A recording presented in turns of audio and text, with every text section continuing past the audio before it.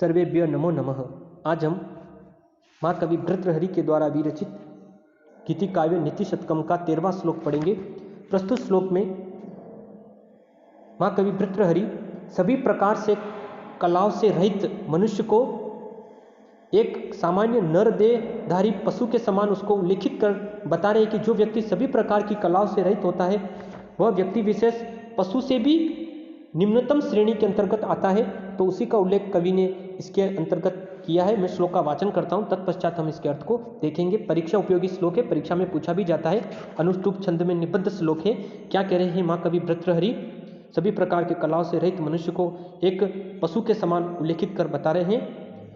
साहित्य संगीत कला विहीन साक्षात पशु पुच्छ विषानहीन तृणम न खादनम अपि जीवनाम तद्भागधेयम परम पशुनाम। क्या कह रहे हैं माँ कवि भर्तृहरि? साहित्य संगीत कला विहीन साक्षात पशु पुच्छ विषानहीन तृणम न खादनम अपि जीवनाम तद्भाग्यधेयम परम पशुनाम। श्लोक का अन्वय इस तरह से होगा।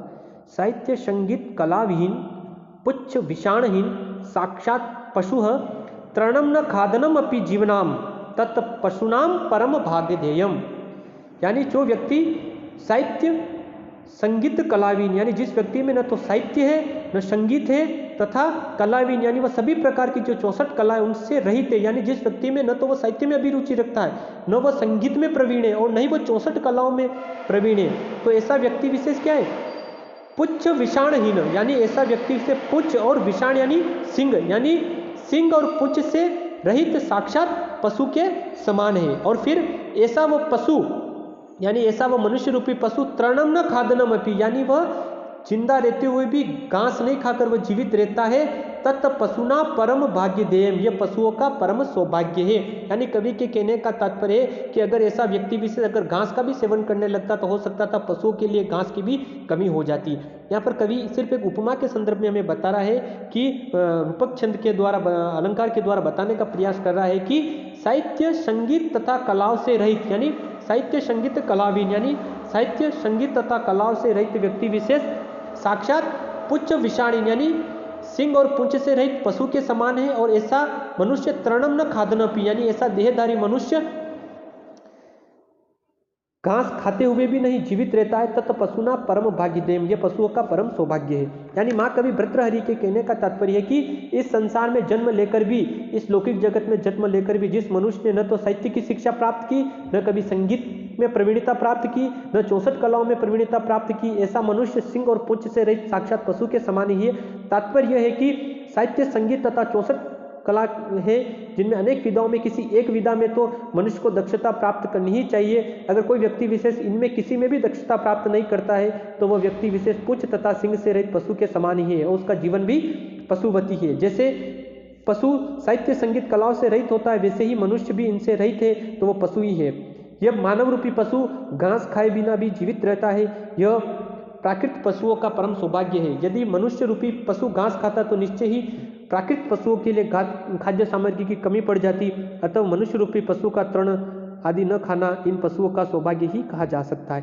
यानी महर्षि मनु के भर्तृहरि के कहने का तात्पर्य यह है कि जो व्यक्ति विशेष साहित्य संगीत तथा कलाओं से रहित है ऐसे व्यक्ति का जीवन लेना निरर्थक है और ऐसा व्यक्ति विशेष साक्षात पशु के समान ही है। इस तरह से उक्त श्लोक में इंद्रवर्जा छंद तथा रूपक अलंकार की छटा विद्यमान है। एक बार पुनः श्लोक का वाचन कर इसके अर्थ को पुनः देखते हैं। क्या कह रहे हैं माँ कवि भर्तृहरि?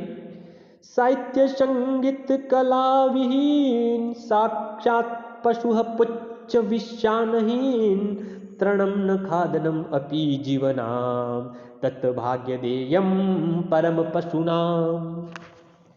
यानी जो व्यक्ति विशेष साहित्य संगीत कलाविहीन यानी सभी प्रकार की कलाओं से रहित है ऐसा व्यक्ति विशेष साक्षात पुच्छ विषाण यानी पुच्छ और सिंह से रहित साक्षात पशु के समान ही है। और ऐसा वह नर देहधारी मनुष्य तृणम न खादनी यानी ऐसा वह नर देहधारी पशु घास न खाते हुए भी जीवित रहता है। तत् पशुना परम भाग्यधेयम, यह पशुओं का परम सौभाग्य ही है। इस तरह से माँ कवि भर्तृहरि ने उक्त श्लोक में साहित्य संगीत तथा कलाओं से रहित मनुष्य को एक साक्षात नर देहधारी पशु के समान ही बनाया, जिसने देहपली मनुष्य की धारण कर ली, लेकिन वह पशुओं से भी निम्नतम श्रेणी का है।